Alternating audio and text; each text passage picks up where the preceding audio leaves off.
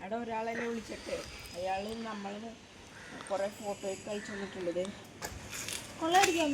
കൊള്ളയടിക്കാനും പറഞ്ഞത്.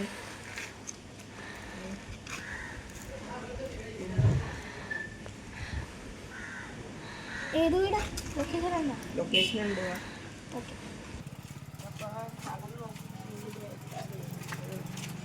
നമ്മള് കൂടെ തന്നിട്ടുണ്ട്. അതെ കണ്ടല്ലോ.